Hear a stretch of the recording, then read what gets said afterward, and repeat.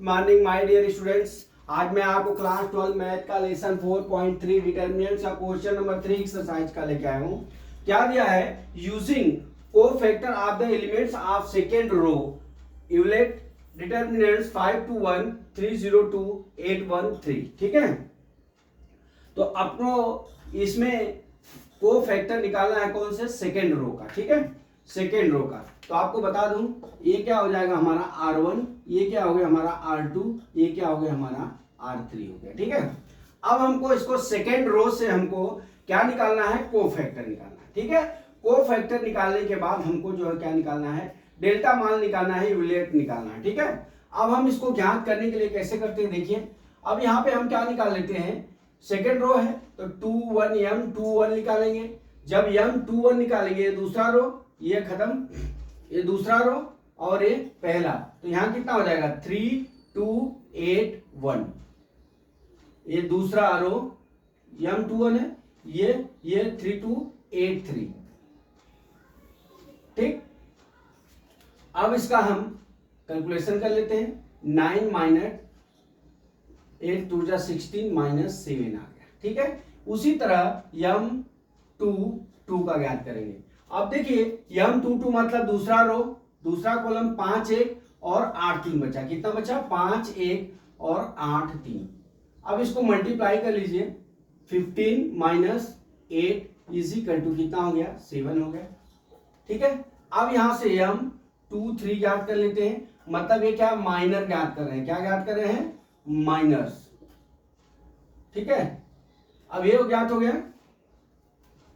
अब यहां पे देखिए 2 3 दूसरा रो, तीसरा कॉलम 5 1 3 2 5 1 3 2 बचा। अब इसका क्रॉस मल्टीप्लिकेशन कर दीजिए। 10 माइनस 3 इज इक्वल टू कितना हो गया? 7 हो गया। अब यहां से हम क्या ज्ञात करते हैं? कोफैक्टर। कोफैक्टर ज्ञात करेंगे।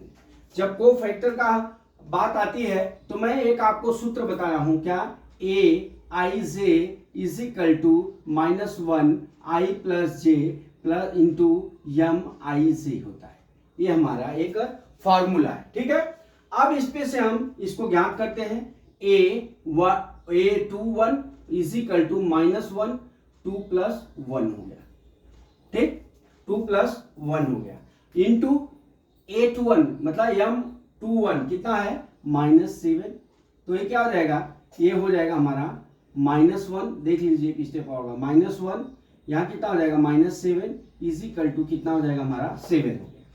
ठीक, अब उसी तरह से हम कोफैक्टर 2 का निकालते हैं। तो -1 2 प्लस 2 इंटू कितना हो जाएगा? 7 आया है, इंटू 7 आ गया हमारा, इज इक्वल टू कितना हो जाएगा? 1 इंटू 7 इज इक्वल टू कितना हो गया हमारा? 7 हो गया।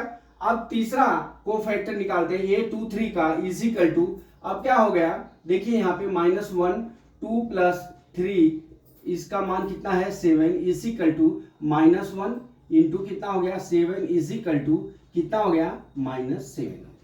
ये हमारा माइनर और कोफैक्टर हमने ज्ञात कर लिया। ठीक है, अब इसको कोफैक्टर ज्ञात करने के बाद हमको क्या निकालना है?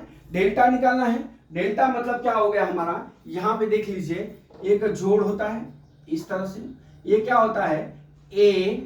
A21 into A21 plus A22 A22 plus A23 into A23 होता है। सॉरी, यहाँ पे 3 3 होता है। हाँ 2 3। ठीक, यहाँ हो गया। अब इतना हो गया। अब देख लीजिए इसकी वैल्यू कैसे लिखते हैं। यहाँ पे देखिए इज इक्वल टू, अभी A21 का मतलब ये हुआ दोस्त कि ये जो है ये हमने दूसरा रो लिया, इसका पहला एलिमेंट मतलब कितना हो गया? देखिए यहाँ पे मैं लिख देता हूं। यहाँ पे देखिए यहाँ पे वैल्यू कितनी हो जाएगी? A21 की वैल्यू कितनी हो गई हमारी? 2 हो गई। और A22 की वैल्यू कितनी हो गई हमारी? 0। A23 की वैल्यू कितनी हो गई हमारी? 1 हो गई। अब इस तरह से यहाँ पे इन वैल्यूओं को हम यहाँ पे पुट कर लेते हैं।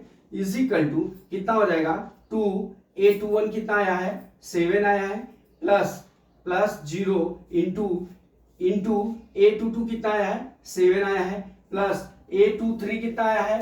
1 इंटू 23 कितना आया है? -7। ठीक है, अब कर लीजिए, ये कितना हो गया 14 प्लस 0 माइनस कितना हो गया 7 हो गया, इजिकल टू कितना हो जाएगा हमारा 7।